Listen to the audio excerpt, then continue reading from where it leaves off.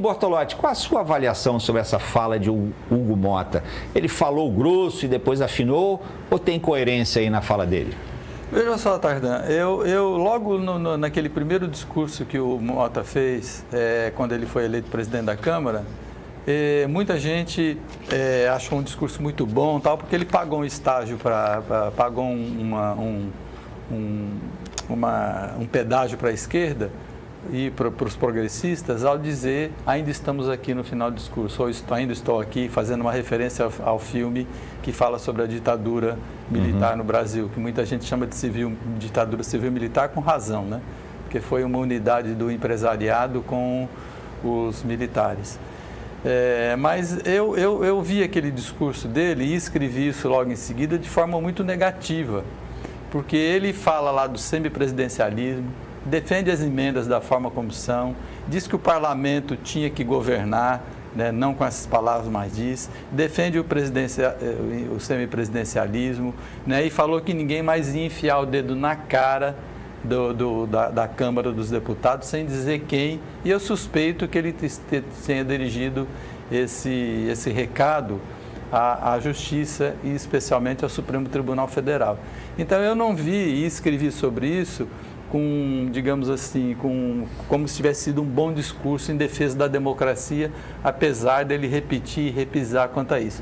E, a meu ver, está sendo provado agora pelas declarações que ele está dando logo em seguida, dizendo que não houve tentativa de golpe, porque ele está considerando apenas aquele episódio que aconteceu no 8 de janeiro, que aquilo foi, digamos assim, um capítulo final, se é que acabou, de uma preparação anterior que a Polícia Federal está provando que existiu dentro do governo Bolsonaro, não é? Depois diz que ficar inelegível durante 8 anos ou 6 anos era muito tempo, que o mais razoável seria menos tempo, e o Bolsonaro está pedindo 2 anos.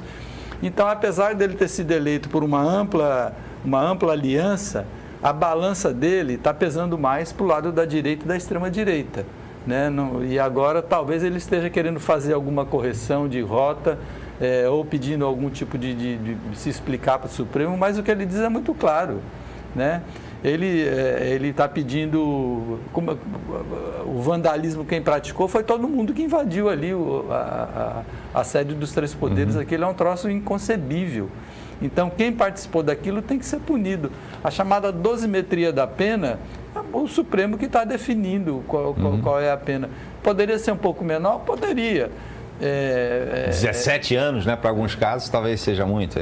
Enfim, agora, a questão central é que reconhecer que aquilo foi um golpe e reconhecer que quem invadiu o Palácio do Planalto, invadiu a sede do Supremo Tribunal Federal e invadiu a sede do Congresso Nacional, estava a serviço do golpe.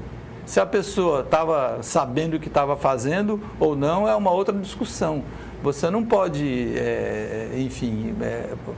cometer um crime e depois alegar que você não sabia que estava cometendo um crime. Isso não existe.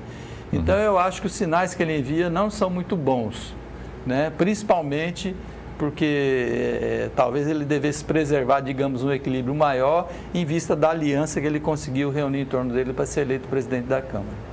Como disse o Maza aqui outro dia, ele está numa fase ainda que talvez ele esteja meio deslumbrado, assim, chegando, acenando para a multidão quando chega num carro aberto, assim, foi uma imagem que o Maza, a qual o Maza recorreu. Na verdade, né, ele é um típico representante desse que se convencional chamar de centrão. Aliás, ele é do Republicanos, né, um partido que é o mesmo partido do Tarcísio, o governador de São Paulo, que é um partido ligado à Igreja Universal e é um partido que é muito ligado ao Bolsonaro também, né? Então, tudo isso precisa ser levado em consideração.